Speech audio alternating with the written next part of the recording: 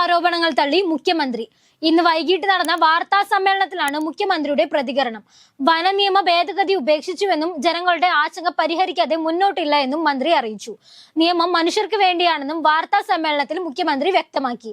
നിയമ ഭേദഗതിക്കെതിരെ കടുത്ത പ്രതിഷേധം ഉയർന്നതോടെയാണ് സർക്കാരിന്റെ ഈ തീരുമാനം. ബോബി ചെമ്മണ്ണൂരിന്റെ ജാമ്യം റദ്ദാക്കിയില്ല. ഹൈക്കോടതിയിൽ നിരുപാധികം മാപ്പ് പറഞ്ഞ് ബോബി ചെമ്മണ്ണൂർ പുറത്തിറങ്ങി.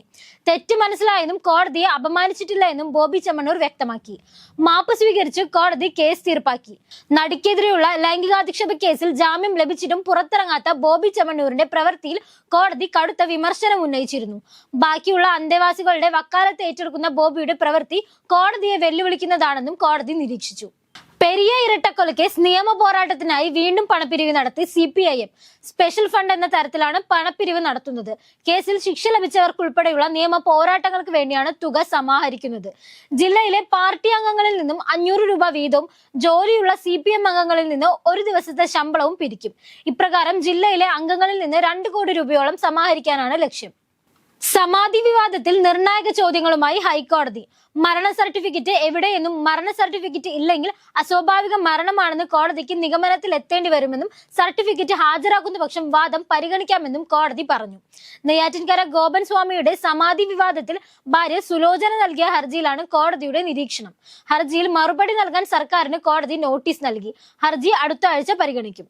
കാട്ടാന ആക്രമണം. മലപ്പുറത്ത് ആടിനെ മേയ്ക്കാൻ പോയ വീട്ടമ്മ കൊല്ലപ്പെട്ടു. എടക്കര മുത്തേടം ഉച്ചക്കുളം കോളനിയിലെ സരോജിനിയാണ് കൊല്ലപ്പെട്ടത്. നിലമ്പൂർ കരുളായി വനമേഖലയിലാണ് കോളനി സ്ഥിതി ചെയ്യുന്നത്. ഗുരുതരമായി പരിക്കേറ്റ സരോജിനി സംഭവ സ്ഥലത്ത് വെച്ച് തന്നെ മരിക്കുകയായിരുന്നു. രാവിലെ 11 മണിയോടെയാണ് കാട്ടാന ആക്രമണം ഉണ്ടായത്. ലോസ് ആഞ്ചലസിൽ കാട്ടുതീയിൽ കൊല്ലപ്പെട്ടവരുടെ എണ്ണം 25ആയി. ചിലയിടങ്ങളിൽ തീ കെടുത്തിയെങ്കിലും മണിക്കൂറിൽ 129 കിലോമീറ്റർ വേഗമുള്ള കാറ്റിൽ കൂടുതൽ പ്രദേശങ്ങളിലേക്ക് തീ വ്യാപിക്കാൻ സാധ്യതയുണ്ടെന്ന് കാലാവസ്ഥാ നിരീക്ഷണ കേന്ദ്രം അറിയിച്ചു. കാട്ടുതീയിൽ 1 ലക്ഷത്തിലേറെ പേരെ മാറ്റിപ്പാർപ്പിച്ചു. 12,000 കെട്ടിടങ്ങൾ നശിച്ചു. കാട്ടുതീയിൽ മരിച്ചവരിൽ മുതിർന്ന ഹോളിവുഡ് നടി ഡാലിസും ഉൾപ്പെടുന്നു. തീ അണയ്ക്കാൻ പിങ്ക് പൗഡർ വിതറി പ്രതിരോധം തീർത്ത സർക്കാർ. കോൺഗ്രസിന്റെ പുതിയ ആസ്ഥാന മന്ദിരമായ ഇന്ദിരാഗാന്ധി ഭവന്റെ ഉദ്ഘാടനം നിർവഹിച്ച് മുൻ അധ്യക്ഷ സോണിയാഗാന്ധി. പാർട്ടി നേതാക്കൾ പുതിയ ആസ്ഥാനത്ത് പാർട്ടി പതാക ഉയർത്തി. വന്ദേമാതരവും ദേശീയഗാനവും ആലപിച്ചു.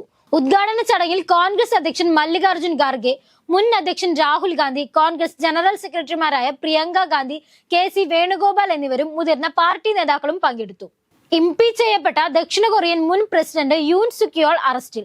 ഡിസംബർ 3 കൊറിയയിൽ നടന്ന പട്ടാള ഭരണ പ്രഖ്യാപനവുമായി ബന്ധപ്പെട്ടാണ് നടപടി. പട്ടാള ഭരണം പ്രഖ്യാപിച്ചതിനെ തുടർന്ന് പ്രസിഡന്റ് വ്യാപക വിമർശനം നേരിട്ടിരുന്നു. സംഭവത്തിൽ കനത്ത പ്രതിഷേധം ഉയർന്നതോടെ പട്ടാള നിയമം പിൻവലിക്കാൻ പ്രസിഡന്റ് നിർബന്ധിതനായി.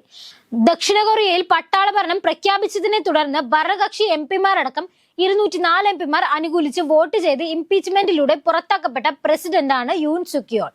ക്രിക്കറ്റ് താരങ്ങൾക്ക് നിയന്ത്രണം ഏർപ്പെടുത്താൻ ഒരുങ്ങി BCCI. എല്ലാ താരങ്ങളും ടീം ബസ്സിൽ തന്നെ യാത്ര ചെയ്യണം. പരമ്പര നടക്കുന്ന മുഴുവൻ സമയവും ക്രിക്കറ്റ് താരങ്ങളുടെ കുടുംബം താരങ്ങളുടെ കൂടെ ചെലവഴിക്കേണ്ടതില്ല. 45 ദിവസത്തെ പര്യടനമാണെങ്കിൽ 2 ആഴ്ച മാത്രം കുടുംബത്തിന് താരങ്ങൾക്കൊപ്പം ചെലവഴിക്കാമെന്നതാണ് പ്രധാന നിബന്ധന.